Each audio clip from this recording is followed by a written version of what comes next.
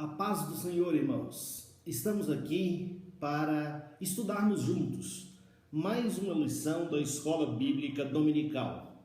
Neste domingo estaremos estudando a lição de número 2, que traz como título Quem era Jó? Ao longo do trimestre estamos estudando o tema A fragilidade humana e a soberania divina, o sofrimento e a restauração de Jó. Então nós vamos estudar sobre o perfil desse personagem bíblico, que não é um personagem, já vamos adiantando, da ficção, mas um personagem real. Logo no primeiro versículo do livro de Jó, nós já aprendemos isso. O versículo começa assim: havia um homem na terra de Uz, cujo nome era Jó. Havia um homem na terra de Uz, cujo nome era Jó. Então, havia um homem, existia um homem.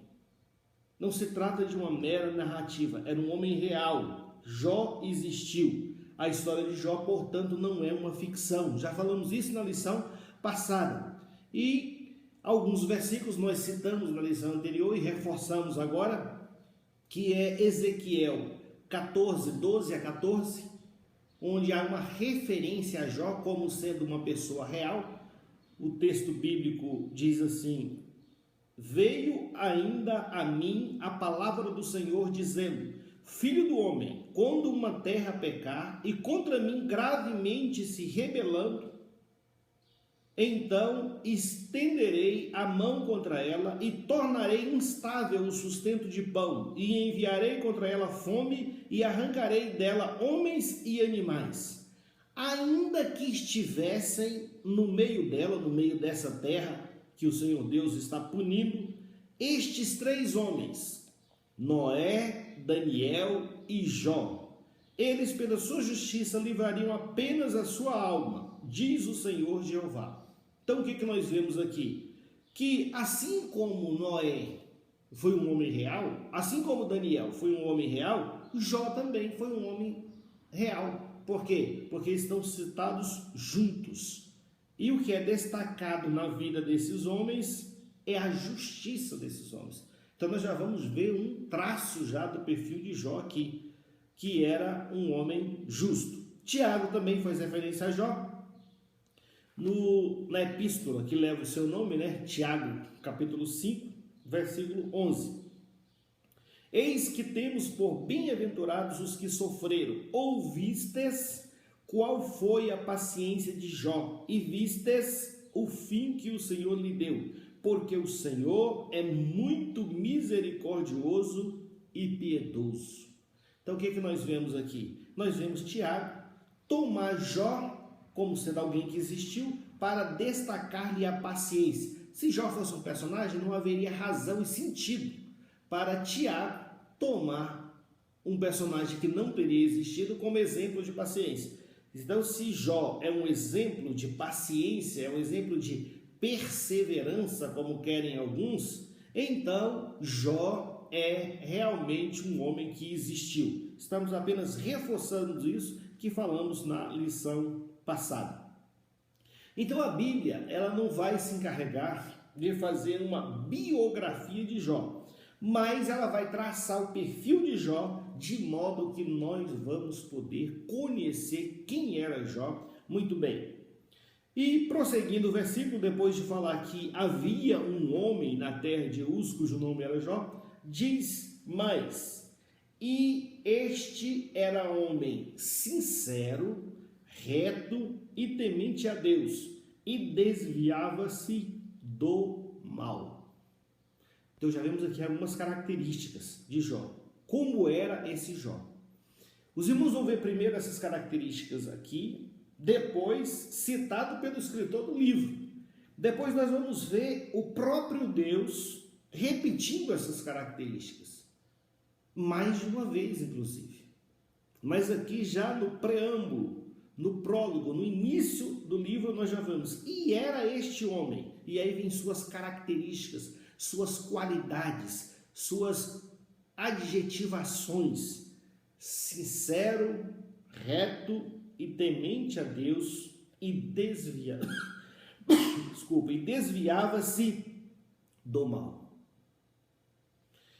Então, o primeiro adjetivo é que Jó era um homem sincero. E quem é sincero? Qual é a característica, qual é a definição? Como nós definiríamos um homem, uma mulher sincera? Sincero é aquele que se exprime sem artifício nem intenção de enganar, de disfarçar o seu pensamento ou sentimento. Então é alguém que se exprime sem artifício, sem intenção de enganar ou disfarçar o seu pensamento ou sentimento. É alguém que não simula. O sincero, ele não simula nem dissimula. O sincero, nós vamos resumir tudo dizendo que ele é verdadeiro. Etimologicamente, a palavra sincero, ela vem do latim sincerare, que quer dizer puro, não misturado, feito de um só elemento, de uma só substância. É alguém feito de um só material, é algo feito só de um material, não tem mistura, é puro. Então esse é o sincero, ele é puro, não tem mistura, não tem engano. Em outras palavras, Jó era verdadeiro no pensar, no falar e no proceder. E Deus, irmãos, ele ama a sinceridade do crente. Ainda que esse crente seja falho, ele tem que ser sincero, ele tem que ser verdadeiro, ele tem que mostrar quem ele é. O crente, ele não pode ser um artista, ele não pode viver representando, como se ele fosse uma pessoa, sendo que na realidade é outra. Não, ele tem que mostrar quem ele é realmente. E aí eu pergunto para os irmãos, será que não existe pessoas que vivem representando, que se faz passar por alguém íntegro, espiritual, mas que quando está na ausência de todo mundo, se transforma em uma outra pessoa? Isso é falta de sinceridade. O sincero, ele é puro, ele mostra quem é ele, ainda que seja falho, ainda que seja limitado, como todos nós somos. Nós temos que mostrar quem nós realmente somos. E Jó tinha essa característica.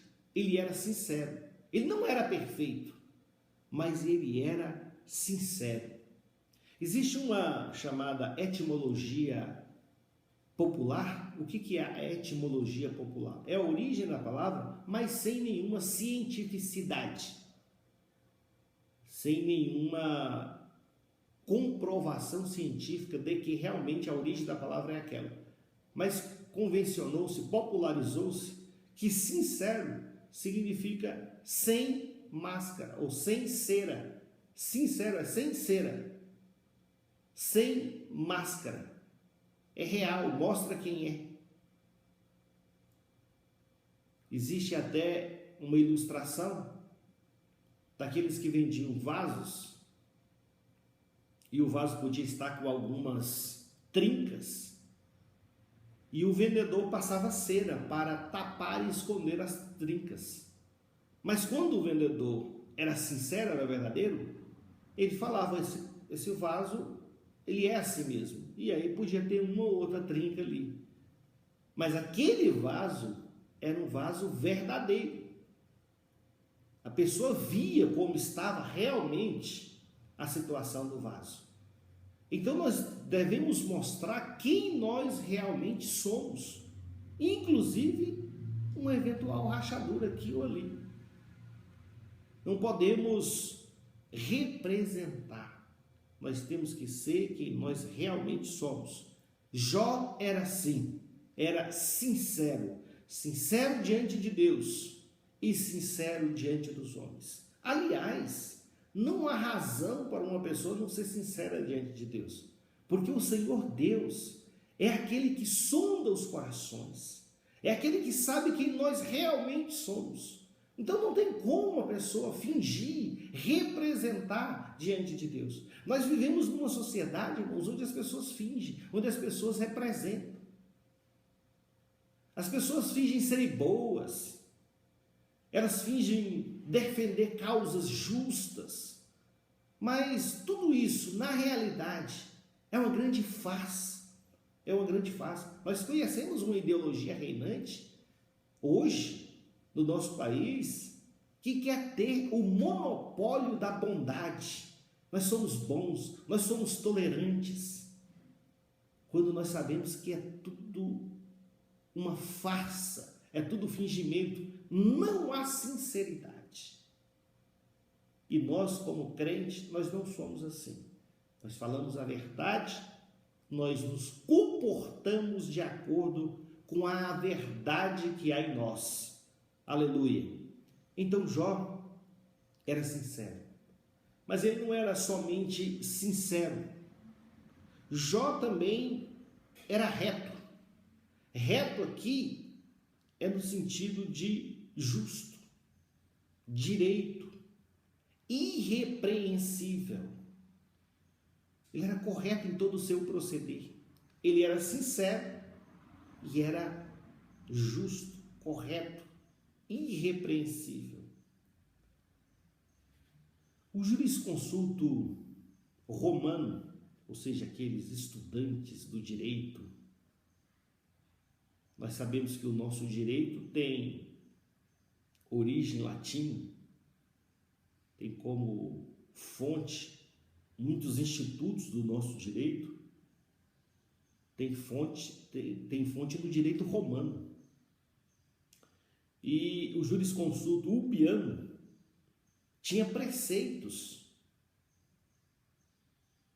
para alguém que se dizia justo, preceitos que deveriam ser seguidos. Se você é justo, você tem que observar algumas normas básicas, como a ninguém lesar, nunca lesar ninguém. Você é certo, você é correto, então você nunca vai lesar ninguém.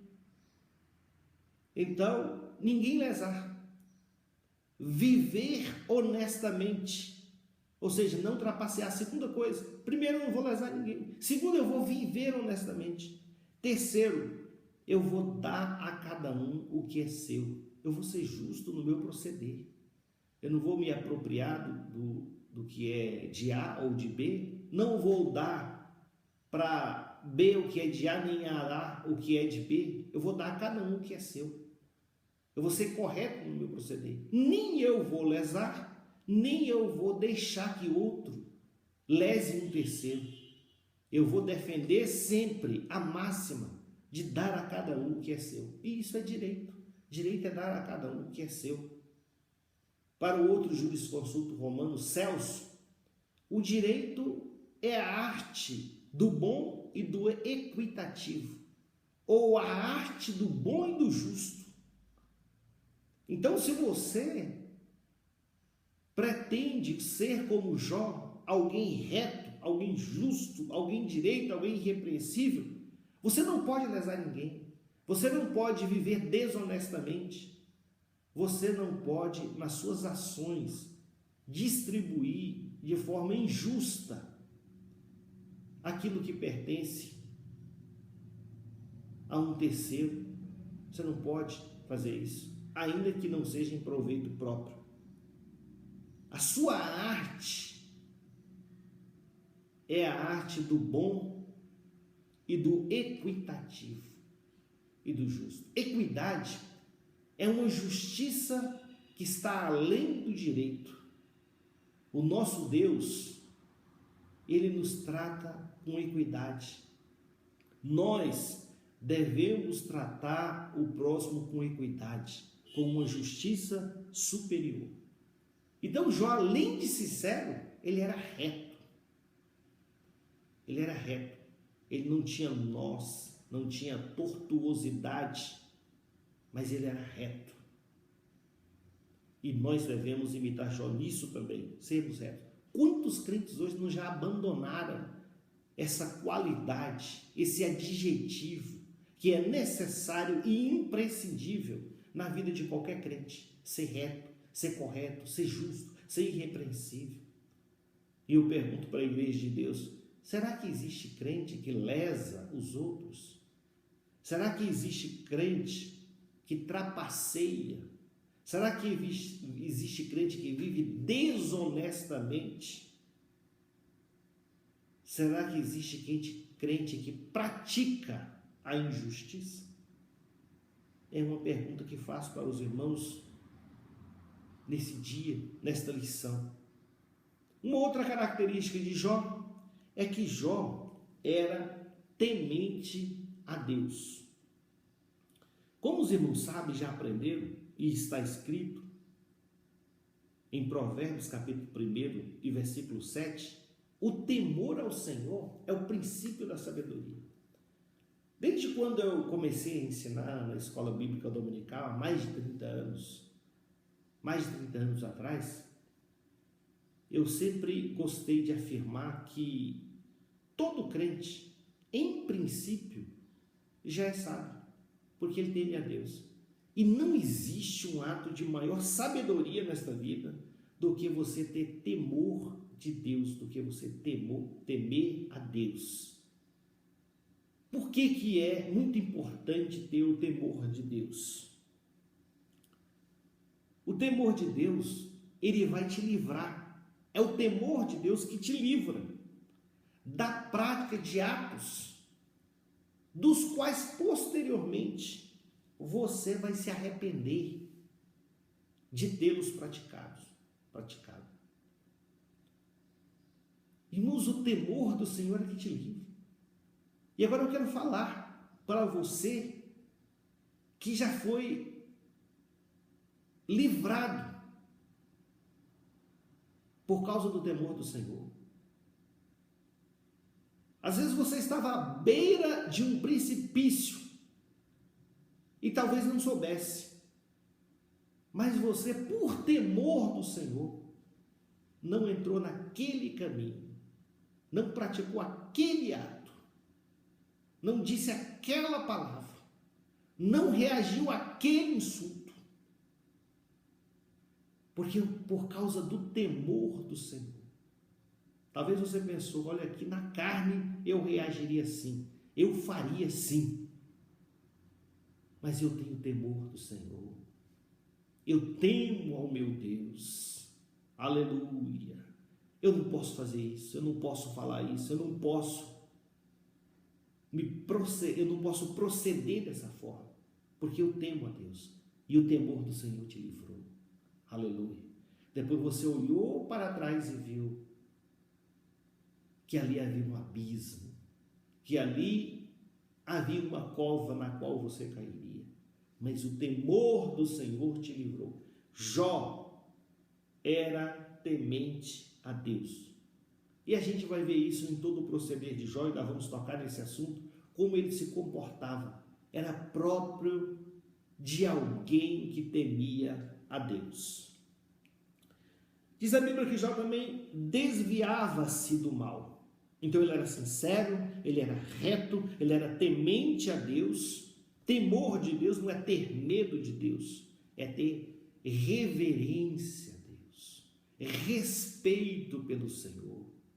Eu não posso fazer isso porque eu respeito a Deus, eu reverencio o meu Deus. Isso é temer a Deus. E o crente, ele é temente a Deus, e por isso Deus dá livramento para o crente. E além de tudo isso, Jó desviava-se do mal. A Bíblia Sagrada nos ensina a desviar do mal. Quantos e quantos versículos nós vemos, inclusive em Provérbios, que o avisado, ele vê o mal e ele se desvia. Quantas vezes você não já se desviou do mal? A Bíblia Sagrada nos ensina a fugir da aparência do mal. Não é só o mal. O que parece ser mal, nós já fugimos, nós já nos desviamos. Nós fugimos da aparência do mal. Nem precisa ser o mal. Se tem um aspecto de que aquilo ali é mal, o crente já foge. Ele já se desvia. Ele já passa por outro caminho. Ele já dá uma volta. Ele é avisado. Aleluia. Ele é avisado pela palavra. Ele é avisado pelo Espírito Santo. Aleluia. Então ele se desvia do mal. Você já percebeu uma situação que você percebe, tem um mal ali, eu vou me desviar, eu vou sair disso, eu vou me desviar, eu vou sair fora desse mal. Mas infelizmente existem alguns crentes que desafiam a orientação bíblica e mesmo sabendo que tem um mal, ele quer desafiar, ele quer experimentar o mal, ele quer passar por aquele mal. Mas nós não somos desses irmãos que entra pelo caminho do mal, mas nós nos desviamos do caminho do mal. Quando percebemos que podemos praticar o mal, nós nos desviamos e optamos pelo caminho bom. Aleluia, aleluia. O Senhor Deus é que nos livra de entrar pelo caminho do mal. Então devemos fugir. Não é vergonhoso fugir de tudo aquilo que tem aparência do mal. Aquilo que você observa e sabe que dali não vai sair nada de bom, nada que glorifique e exalte o nome do Senhor, nada que edifica a sua vida, nada que edifica a sua família, nada que edifica a sua igreja. Então você tem que fugir. Qualquer prática, qualquer movimento, se você percebe que aquilo dali tem uma aparência do mal, você já foge. E Jó era assim, ele desviava-se do mal. Oh, irmão, como seria maravilhoso se todo crente hoje, quando ele percebesse qualquer coisa que ele reputa estar atraindo ele para o mal, ele desviasse, seria uma bênção. Temos muitos crentes saudáveis, espiritualmente falando. Jó também, isso é uma qualificação, era próspero. E ele não era próspero só pelo que ele tinha, mas pelo que ele era. E o que ele tinha? Ele tinha 7.000 ovelhas, 3.000 camelos, 500 juntas de boi, 500 jumentas, muitíssima gente a seu serviço, muitos trabalhadores trabalhando para Jó. Não era próximo do ponto de vista material, mas não era só isso. Muitas ovelhas, certamente ali tirava lã, tinha muito tecido, usava os camelos para comerciar os seus produtos, 500 juntas de boi para arar a terra. E aí, irmão, nós temos que pensar que Jó era um latifundiário. Ele tinha grandes extensões de terra. Por quê? Porque ele utilizava 500 juntas de boi. Ainda que não usasse todas ao mesmo tempo, os irmãos que conhecem o campo sabem que uma junta de boi já dá para fazer um serviço razoável. Uma junta de boi já dá para arar um pedaço razoável da terra. Agora os irmãos imaginam 500 juntas de boi. Então é muita terra. Tem muitas inferências que nós podemos fazer a partir disso. Que Jó tinha muita terra também, embora o texto não fala que ele tinha muita terra. Então ele tinha muita terra. E que ele plantava muito, porque ele arava a terra. Então ele produzia muitos grãos, muitos cereais. Então era um homem verdadeiramente próspero. Tinha muitas jumentas ali também para o transporte. Então, era um homem do ponto de vista material muito próspero, mas não era só material. ele era próspero em todo o seu proceder. Mas vamos ver que lá no capítulo 29, ele mesmo vai falar sobre isso. Então, Jó tinha essa qualidade, era a prosperidade. E aqui eu quero falar para os irmãos que prosperidade nem sempre está associada aos bens materiais. Quantas pessoas têm bens materiais e não são prósperas? Até tem os bens, mas não usufrui dos bens. Por quê? Porque é avarento. E outros até não têm muitos bens, mas têm o suficiente para viver.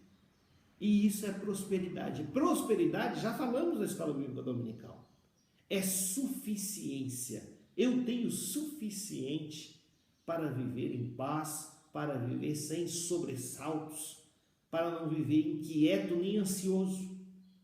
Isso é prosperidade. Então, Jó, ele era próspero no sentido pleno da palavra. Agora, nos bens materiais, nós sabemos que não é tudo. Já falamos aqui, existem pessoas que têm bens materiais e não são prósperas. Os bens materiais, ele não deve ser o desejo primeiro do coração do crente. Ele não pode ter a primazia, ele não pode. O bem material, a riqueza, o dinheiro não pode tomar o lugar de Deus. Não pode tomar o lugar da família, não pode tomar o lugar dos irmãos. Em primeiro lugar está Deus, depois está a família, depois estão os irmãos, a igreja de Deus.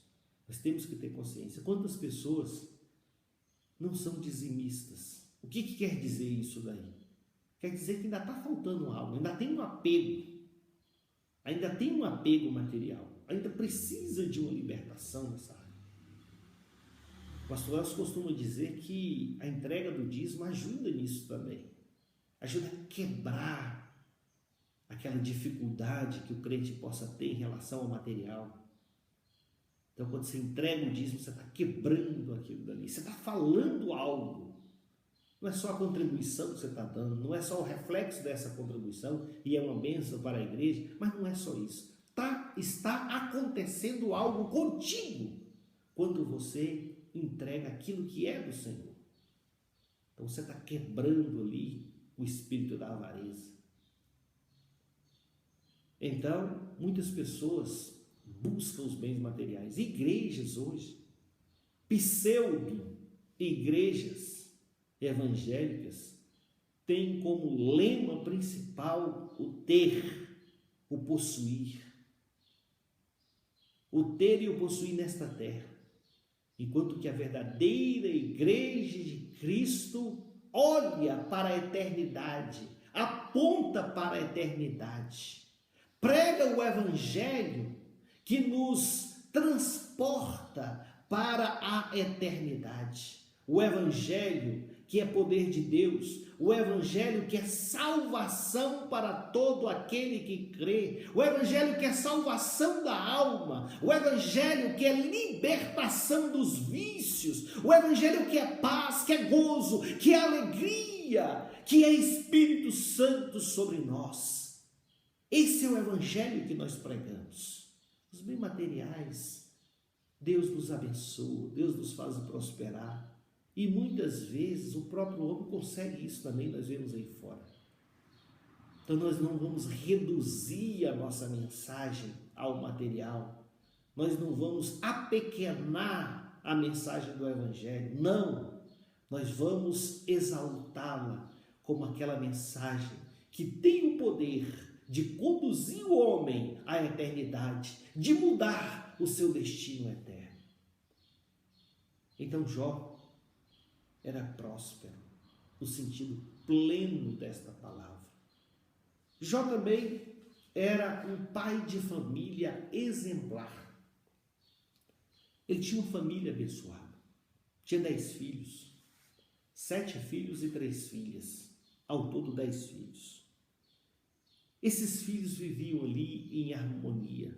E aqui, irmãos, nós queremos desfazer uma ideia que alguém pode ter. Porque diz a Bíblia Sagrada que eles faziam festas periódicas na casa de cada um dos filhos, dos 7 filhos, e que as filhas eram convidadas para essas festas, e essas festas eram feitas conforme o dia de cada um. Não sabemos ao certo se era o dia de aniversário ou se eram festas periódicas que eles contratavam entre si, mas fato é que parece que havia uma organização daquelas festividades, e ali eles se alegravam. E quero dizer para os irmãos que essas festas não eram festas mundanas, não, jamais.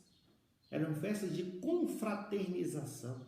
Quem que eles convidavam? As suas irmãs. Então eram festas familiares. E é muito bom quando as famílias, irmãos, principalmente quando elas são numerosas, elas estão ali se reunindo, confraternizando.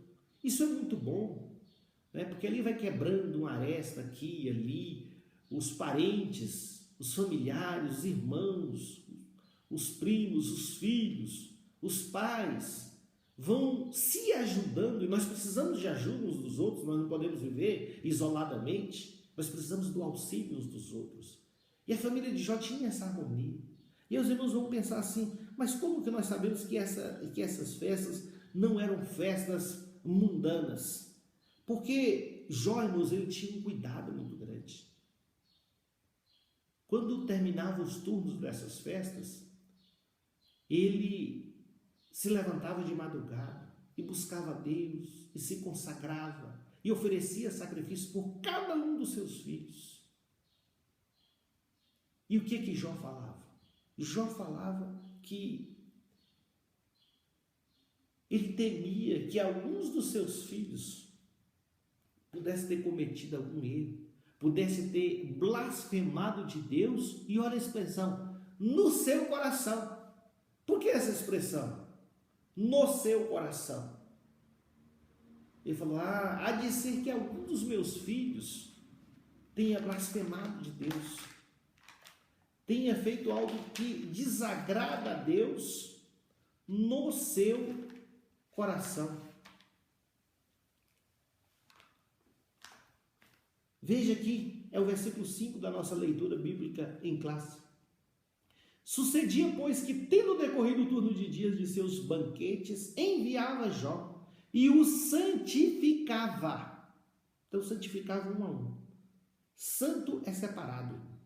E se levantava de madrugada e oferecia holocausto segundo o número de todos eles. Porque dizia Jó, porventura pecaram meus filhos e blasfemaram de Deus no seu coração. Assim o fazia Jó continuamente. Então Jó era aquele tipo de pai que se preocupava com os filhos, com o estado espiritual dos filhos. E por que eu quero destacar no seu coração? Porque Jó não via eles praticando nada, e certamente Jó sabia o que acontecia naquelas festas. Jó não via nada do que eles faziam. As pessoas que presenciavam essas festividades não viam nada. Por isso que Jó falava, mas será que eles não pecaram e blasfemaram de Deus no seu coração? Olha a preocupação dele. Não me importa apenas o que eles fazem, mas o que eles pensam. Eu costumo dizer na igreja que nós devemos sempre estar sondando a cabeça dos nossos filhos para saber o que eles estão pensando. Os irmãos que acompanham, que vão para a escola bíblica dominical, sabem que eu sempre repito isso. Você tem que sentar e conversar para ver o que ele está pensando. Porque de uma hora ou outra você começa a identificar algo. Quantos filhos, irmãos, nessa última hora da igreja não estão desviando a cabeça? Principalmente nessa época de ideologias malignas, que você de repente pensa, tem um irmão, uma irmã, que começou a ter uns pensamentos estranhos, pensamentos esquisitos. Essas ideologias que surgiram, ideologia de gênero, ideologias esquerdistas, que são muitas, de repente você vai sondar o coração do seu filho, da sua filha, aí você percebe que ele está com um pensamento meio estranho. Por isso que sempre nós devemos estar preocupados com o que eles estão pensando, o que está no coração deles, porque talvez assim ainda haja tempo de nós tomarmos algumas atitudes e principalmente intercedermos, porque a intercessão ela é principal. E Jó fazia isso levantando de madrugada. De madrugada, como dizem os hinos, os nossos poetas, de madrugada é melhor. Existe até um dito que, obviamente, é apenas uma força de expressão, não corresponde à realidade, mas é bonito de se ouvir, que de madrugada a fila é menor, como se houvesse uma fila. Mas, na verdade, não é da parte de Deus, é da nossa parte, porque de madrugada o nosso espírito está mais quieto, a nossa alma está mais entregue.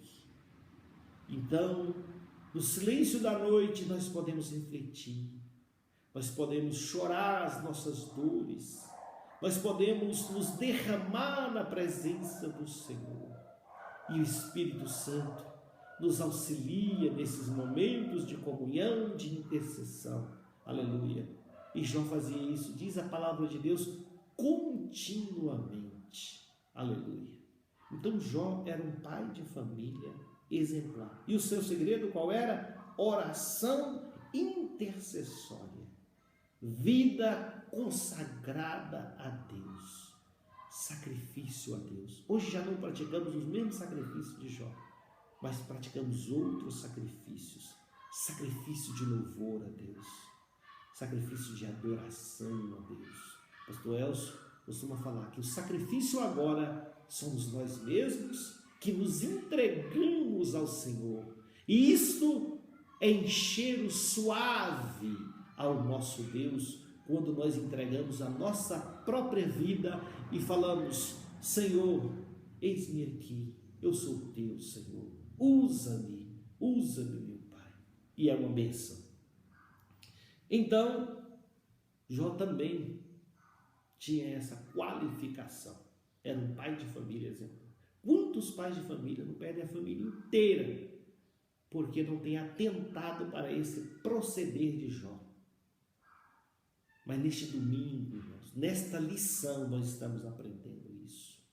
Vamos imitar o nosso irmão Jó no que diz respeito à sua postura de pai de família. Há outras qualificações de Jó que não estão aqui nos primeiros versículos, mas no capítulo 29 de Jó. E o que é o capítulo 29? É que Jó, lá nas suas parábolas, nas suas colocações, ele se lembra de como era a vida dele antes desses grandes males ter sobrevindo sobre ele. Ele fica recordando de como era a vida dele. E quando ele faz essas recordações, nós vemos algumas características dele, algumas características de Jó. E que características são essas? No versículo 2, ele vai falar, ele vai se lembrar apenas, vai falar que se lembra daquele tempo, como era maravilhoso, né? Diz assim o versículo 2: Ah, quem me dera ser como eu fui nos meses passados, como nos dias em que Deus me guardava. Ele está ali se lamuriando, dizendo que agora ele está numa situação difícil, já não há mais livramento para ele. E aí ele começa a falar o que acontecia. Nós não vamos ler todo o capítulo, obviamente, mas ele fala como era a vida dele antes desse mal se abater sobre ele. E no versículo 12, nós vamos ver uma característica dele. Diz assim: porque eu livrava o miserável que clamava, como também o órfão que não tinha quem o socorresse. Então ele era preocupado com o social. Ele livrava o miserável. O miserável clamava: eu não tenho nada, eu estou morrendo de fome. E ele socorria. E ele socorria o órfão, aquele que não tinha pai, não tinha mãe, não tinha quem o socorresse. Jó corria e socorria. Então ele era preocupado com o social. Mais uma característica: generoso, preocupado com o próximo. Ele tinha empatia. Ele podia sentir o que o outro estava sentindo, o que o outro estava passando. Versículos 15 e 16. Eu era o olho do cego e os pés do coxo. Olha aí, ele era inclusivo. Era uma pessoa inclusiva. Ele estava preocupado com o cego, preocupado com o coxo, com os deficientes físicos, deficientes visuais. Ele estava preocupado. Dos necessitados, eu era pai. Dos necessitados, eu era pai.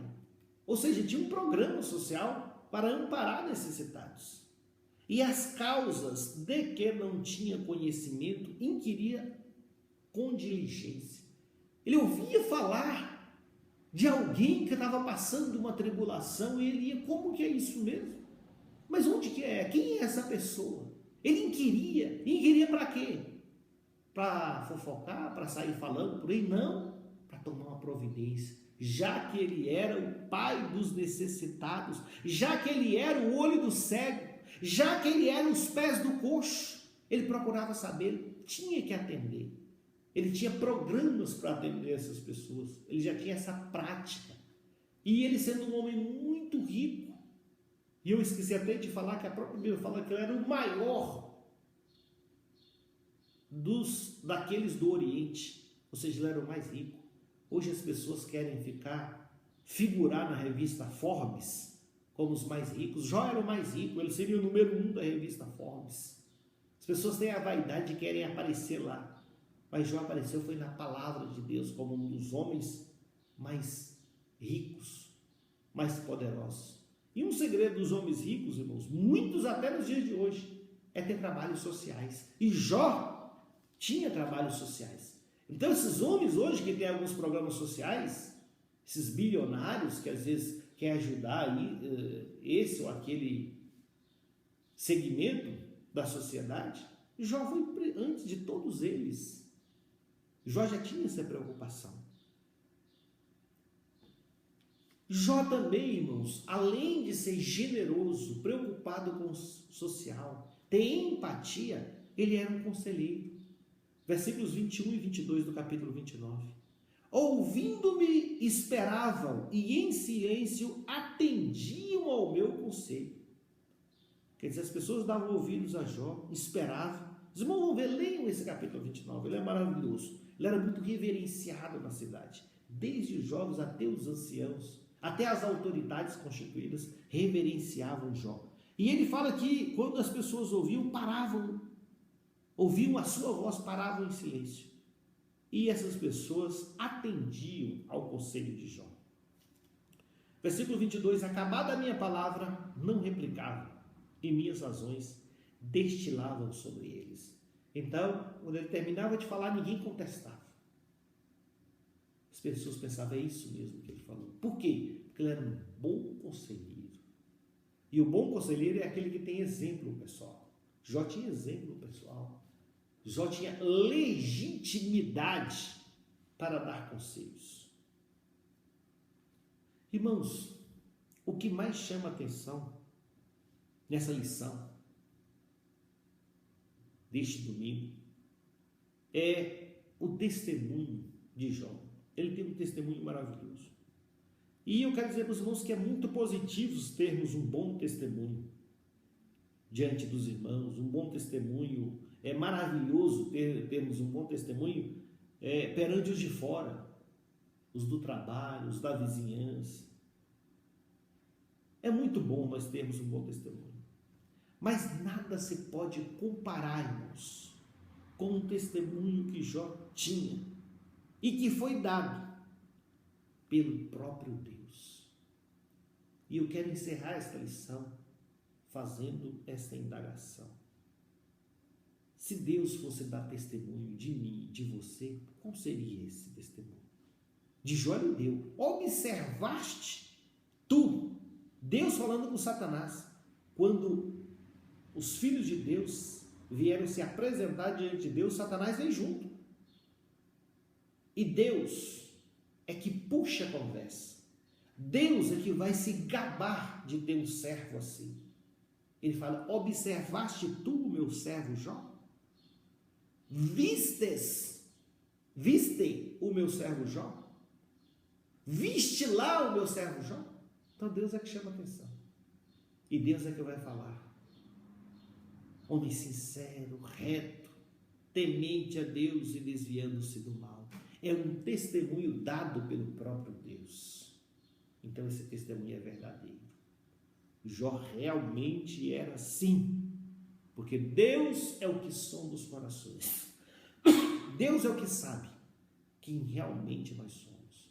Então, irmãos, nos esforcemos para que o Senhor Deus possa dar também de nós um bom testemunho.